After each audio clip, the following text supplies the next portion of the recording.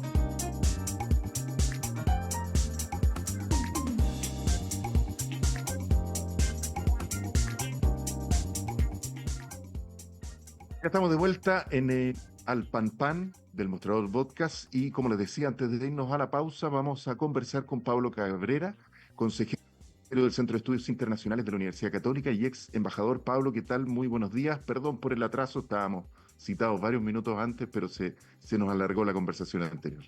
Buenos días, Alejandro, gusto saludar. Igualmente. Entremos en materia rápidamente para que aprovechemos el tiempo. Pues en Nueva York se está llevando a cabo la 79ª Asamblea General de las Naciones Unidas, donde el presidente ayer tuvo su discurso, su tercera intervención en lo que va de su mandato en Naciones Unidas, y envió varios mensajes en contra de los conflictos probablemente más importantes que están ocurriendo en este momento en el mundo, o no sé si los más importantes, pero al menos los más conocidos. El de Gaza, entre Israel y Hamás, Ucrania-Rusia. Siempre se nos olvida probablemente que en África hay varios conflictos y de los que poco se habla. Y también mandó un mensaje muy duro hacia Venezuela. ¿Qué evaluación haces tú de esta intervención, de esta tercera intervención del presidente en la ONU? Es bien difícil ir a Naciones Unidas a un año de cumplirse 80 años de Naciones Unidas, de la creación. El presidente hizo alguna mención a eso. Ir a un organismo donde su misión central es mantener la paz y promover la paz y la seguridad internacionales y el respeto al derecho internacional, ir a hablar a ese organismo cuando el mundo está convulso, está sometido a guerras, a conflictos y a violaciones flagrantes al derecho internacional, como lo acabas de señalar. Entonces creo que es importante situar las Naciones Unidas en el contexto actual internacional de convulsión que existe para poder analizar los discursos y cuánto de eso puede tener profundidad en la comunidad o en la sociedad internacional. Creo que analizar la ida del presidente Boric, esta tercera ida del presidente Boric a la Asamblea General de Naciones Unidas, hay que mirarla en dos sentidos. Una, su participación en una conferencia especial sobre democracia y terrorismo, en el fondo, combatir el terrorismo, promovida por el presidente de Brasil, en la cual él hace un posicionamiento muy claro de él como líder latinoamericano, joven, de una izquierda nueva a lo que él mismo señala, ¿no? Que creo que ha tenido bastante repercusión y bastante asidero en el campo internacional desde su discurso del año pasado, incluso creo que fue en Naciones Unidas. Él hace de alguna manera lo mismo en el discurso de Naciones Unidas, pero con algunos matices, ¿no? En algunos matices, si uno analiza el discurso de Naciones Unidas, se ve que en algunos firmes llamados y exhortaciones que hace en su discurso, lo hace como país, en otros se compromete como persona. Yo, señala antes Naciones Unidas. Sobre todo en los juicios más condenatorios contra Israel, ¿no? y la situación en el Medio Oriente y Venezuela. Creo que eso nos lleva a pensar que este discurso, si bien es cierto era el jefe de Estado de Chile, va como el jefe de Estado de Chile, también tenía un objetivo de confirmar su posicionamiento frente al escenario mundial y como líder de un sector político, de un sector que él entiende renovado, y el mismo plantearse como una figura joven. Se planteó como una figura joven de una izquierda, no dijo la palabra renovada, pero una nueva izquierda, que tiene mucho que ver con la construcción del legado de su gobierno, un gobierno que también el otro año termina, tal como se cumplen los 80 Naciones Unidas, termina el gobierno de él. Creo que él ha enfrentado, el año pasado él fue con un discurso muy de política interna nacional, en la cual tenía expectativas de que podría consolidar parte importante del programa con el cual había sido elegido.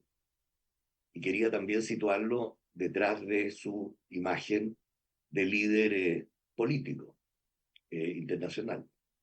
Dada también las condiciones de que se dan de que él es un hombre joven, efectivamente. No es que solo se plantea como joven a los ojos de la opinión pública mundial. Entonces creo que hay que leerlo en esa perspectiva y hacer un poco de comparación también en lo que ha sido la línea de conducta del gobierno en política internacional en el contexto de este discurso. ¿Cuáles son sus prioridades? Y las prioridades de los derechos humanos y la democracia son prioridades muy virtuosas y creo que estamos todos de acuerdo, todos los chilenos de acuerdo y quizás toda la comunidad internacional, pero ciertamente está sufriendo embates importantes en los cuales se requiere no solo una bala de plata o un ejercicio de un solo país, sino que un ejercicio mancomunado de toda la comunidad.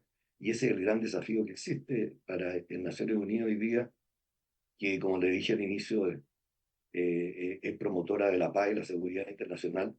Y hoy día esa situación de paz y de seguridad no es tan clara, ¿no? Claro, y se habla de una, y como lo decías tú, Pablo, el presidente mencionó la reforma del organismo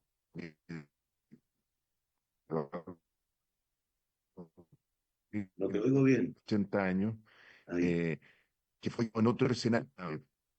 Ahí sí, ahí, un está- poquito mejor. estoy con algún problema, estoy con algún problema de conexión, parece. Sí. Te preguntaba por la reestructuración de Naciones Unidas. ¿Cómo ves eso? Bueno, eso es una aspiración muy querida, diríamos, de la comunidad internacional y de los países que no son propiamente los países desarrollados y que, como Chile, participaron en la génesis de Naciones Unidas.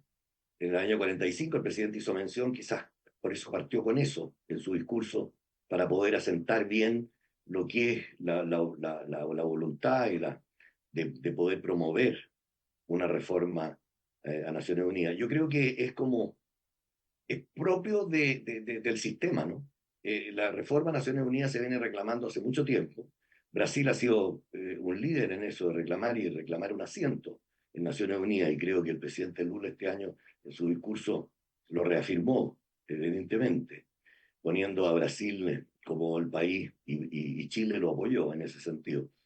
Creo que hay países de Europa como Alemania, la India, Brasil y otros que están buscando una reforma de Naciones Unidas, pero algunos buscan una reforma de Naciones Unidas como para sentarse en el Consejo de Seguridad y, y decir, bueno, ahora estoy yo en el Consejo de Seguridad y soy yo también el que rijo, no sé si, o sea, ojalá no a través del veto, no lo dicen evidentemente, pero es difícil, creo yo, y debe ser la reforma más difícil, y por eso han fracasado todas, de poder reformar el tema del veto, más hoy día, cuando está supuestamente, y uso la palabra de adrede así, supuestamente en construcción un nuevo orden internacional. Un nuevo orden internacional que reemplazaría quizás a las bases del orden internacional establecido en Westfalia en 1600 y tanto, porque hoy día nuevamente la soberanía de los estados pasa a ser el tema central a la hora de la toma de decisiones o a la hora de analizar cuáles son las violaciones a los derechos humanos y las violaciones a los territorios, a la soberanía de los estados y al derecho internacional. Entonces, creo que esa reforma, que puede ser muy loable y muy aspirada y muy voceada, creo que en la práctica es bien difícil de alcanzar, más todavía si en este caso particular uno de los miembros del Consejo de Seguridad actual, se requeriría una unanimidad del Consejo de Seguridad, es uno de los flagrantes violadores del derecho internacional, que ha hecho una invasión a un país, a otro país. Entonces, y cuando los intentos de construir un nuevo orden internacional están sustentados no en la cooperación hoy día, sino que en la controversia de tener un nuevo orden internacional eh, de, que podría reemplazar al actual, que a los ojos de ellos ha sido construido principalmente por una de las potencias que están en el Consejo de Seguridad. Entonces, que es la política postcolonial, etc. Entonces, es cierto lo que dice el presidente Boric, de que el año 45, hace 80 años atrás, el mundo es distinto al de hoy día. Entonces, vale preguntarse, ¿existe una crisis internacional hoy día? Hay una disputa por espacios nuevos, por áreas de influencia. ¿Y quiénes son los causantes de la crisis? ¿Son la ideología? ¿Son la tecnología? ¿Son el presente, el pasado? Entonces, es un tema que es un mundo nuevo, es un mundo que es del siglo XXI, es de digital, es de inteligencia artificial, pero los métodos y los procedimientos, e incluso muchos de los discursos, están anclados al sistema del siglo XX, ¿no? O sea, es como el siglo XX es la zona de confort, que, que, que más o menos moviliza el sentido del cambio, pero en lo que debe movilizar el sentido del cambio es que justamente es el cambio del siglo XXI, es sintonizarse, es el diálogo intergeneracional. Hoy día no hay una sola generación antigua y una nueva, son muchas las generaciones marcadas por estos eventos que nombra el presidente. Entonces, uno siempre cuando vino el milenio, el cambio de milenio, siempre se decía que si se hubiera eh, resucitado a alguien que hubiera vivido en el cambio del folio del 1900, de 1800 a 1900, se moriría de nuevo, se espantaría. Bueno, eso es la ley de la transformación, pero esta transformación ha sido muy dramática. Entonces creo que no hay ninguna teoría, ningún posicionamiento, ninguna ideología que termine por reducir a la periferia.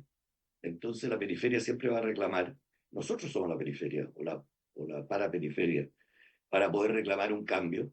Y para poder hacer eso hay que tener un sentido de oportunidad, un sentido de cuál es la modernidad de hoy día, cuáles son los parámetros en los cuales hay que sujetarse.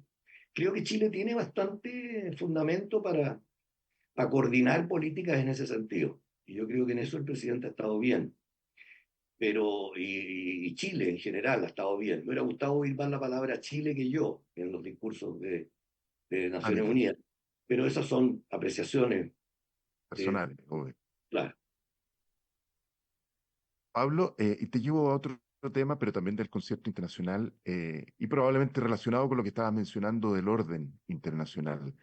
Se está agudizando el conflicto entre Israel y Hezbollah, con el Líbano. Eh, anoche, anoche para Chile, digamos, se lanzó un misil tierra-tierra al centro acusa a Israel, al centro de Israel, a Tel Aviv. Hezbollah dice que iba dirigido a unas oficinas del Mossad, Israel dice que iba dirigido a la población, etc. Da lo mismo al final hacia dónde vaya dirigido. El problema es que tenemos una situación que está enfrentando y desestabilizando aún más la región. ¿Cómo ven los papeles, por ejemplo, de Rusia y Estados Unidos y de China, perdón, en ese conflicto? Tiene mucho, se relaciona un poco con lo que estábamos conversando antes, creo yo. Creo que, como lo has planteado tú la pregunta, creo que revela muy bien el impacto de la tecnología hoy día en lo que es la toma de decisiones políticas, ¿no? Creo que la tecnología y los adelantos tecnológicos, en este caso los armamentos, y la capacidad de defensa y de ataque, están sobrepasando la capacidad de tomar decisiones políticas importantes. Entonces, porque al final quedan satisfechos con que el misil no explotó en el lugar, sino que se destruyó antes por la capacidad defensiva, ¿no? Entonces, creo que la discusión hoy día entre las élites políticas y entre los gobiernos políticos y la población en general, lo que puede uno seguir a través de lecturas de revistas especializadas, de influencers, de personeros, de académicos, de políticos, de diplomáticos, uno puede darse cuenta que hay una suerte de divorcio entre lo que piensa la población mayoritariamente y lo que piensa hoy día la clase dirigente, ¿no? Como se le llaman. Creo que en Europa, por ejemplo, hay un sentido bastante mayoritario de detener la guerra. Hay un cansancio importante, hay una situación económica complicada, hay aspiraciones de los jóvenes que hoy día no se satisfacen en cuanto a las expectativas que tenían y que se les estaba mostrando en cuanto al desarrollo y a lo que ofrecía el siglo XXI de acuerdo a las capacidades y los estándares políticos de los países y estándares económicos de los países. Creo que el tema geopolítico y el tema financiero hoy día están primando en la agenda y los pongo juntos no porque quiera, sino que porque es así. Un poco la guerra está relacionada con el sistema financiero mundial y con algunas grandes empresas, como dijo el presidente, etc. Pero, pero lo que está pasando en Israel y en el sur del Líbano, en el Hezbollah, tiene mucho que ver también con las luchas del poder y el nuevo orden internacional. Eh, cuando, cuando hay una necesidad de un reposicionamiento o de un reseteo estratégico de cara al nuevo mapa geopolítico mundial, acicateado por la inteligencia artificial, la tecnología y otros elementos importantes, la electromovilidad, etcétera, que afecta a la industria, etcétera. Eh, creo que el sentido de cooperación frente al de confrontación debería primar, ¿no? Y ahí está el rol de Naciones Unidas. Entonces, centrarse en la reforma de Naciones Unidas, por eso te decía que era relacionado, centrarse en la reforma de Naciones Unidas o del Consejo de Seguridad, o centrarse en los objetivos de Naciones Unidas, de la paz, la seguridad, el desarrollo, y preocuparse de las prioridades de la persona humana, resguardar el derecho a proteger el cambio climático, calentamiento global, etcétera, creo que son las prioridades de la población. Entonces, más que el poder, que podría ser el sentimiento de las políticas exteriores de Rusia, hay como un sentimiento de volver a los imperios. Y a los imperios que se terminaron con la Primera Guerra Mundial en 1918, 14 y 18. Hoy día, si uno ve cómo se reconstituye el mapa geopolítico de áreas de influencia, vemos que, bueno, la principal confrontación puede ser China y Estados Unidos. Pero, Claro. y a la pregunta tuya de China, durante todo el siglo XX, y por eso hablo de los cánones y los parámetros del siglo XX, durante todo el siglo XX, todo el mundo, incluido Estados Unidos, motivó y fomentó que el siglo XXI iba a ser el siglo del Océano Pacífico, donde concurría la mayor cantidad de la población mundial y mayor cantidad del producto. Y la fisonomía del Océano Pacífico en el siglo XXI, por los adelantos tecnológicos y por el apoyo de toda la comunidad internacional, se transformó en que era China la fisonomía principal del Océano Pacífico. Y nos olvidamos de toda la cooperación anterior y empieza la paranoia de que China nos va a copar, de que China va a ser la hegemonía del mundo. Y ahí hay que, sin ser ni pro-chino ni anti-chino, sino que dar una opinión de la distancia, de la contingencia, tenemos que mirar el tema cultural, ¿no? El dónde podemos encontrar los mínimos comunes para poder avanzar en que se termine la guerra. O sea, la guerra en el Medio Oriente o el Oriente Próximo para algunos, porque los intereses nuestros, por ejemplo, de Chile en el Medio Oriente no son los mismos que Rusia. Para Rusia todo lo que sucede en el Medio Oriente le repercute. Rusia es un país que se siente una civilización distinta, no se siente ni de Oriente ni de Occidente. China también, es otra civilización. Y sabemos que Irán se está mostrando signos de recuperar el sentido de ser una civilización, más allá de la historia, pero de ser un imperio también, y Arabia Saudita, Turquía, India. Entonces, China, miremos entonces el mundo y veamos dónde estamos nosotros. Entonces, a la pregunta, creo que las políticas estratégicas, el posicionamiento estratégico de los países, desde esa perspectiva, nos sitúan a nosotros en una posición de que tenemos que buscar la cooperación por encima de la confrontación. Y creo que por ahí en América Latina estamos al debe, es bastante al debe. Las políticas no coinciden, tenemos en el centro de nuestra situación bastantes vulneraciones a lo que son nuestros principios básicos de la impronta latinoamericana, que son el humanismo latinoamericano, la democracia y el respeto a los derechos humanos, donde tenemos experiencia. Podemos mostrar experiencia y mostrar que no hemos sufrido los embates y las tragedias que han sufrido otros sectores del acontecer mundial en cuanto a guerra, conflagraciones, etcétera, sino que hemos sido salpicados por esto. Pero hemos construido un humanismo latinoamericano donde la democracia está muy al debe, el respeto a los derechos humanos está al debe. Lo deberíamos preocupar de nuestro sector, principalmente para poder marcar la diferencia y poder influir en estas discusiones del Medio Oriente, de reposicionarnos estratégicamente nosotros también. Muy bien, Pablo Cabrera, te doy las gracias por esta conversación, esta interesante conversación. Se nos acabó el tiempo.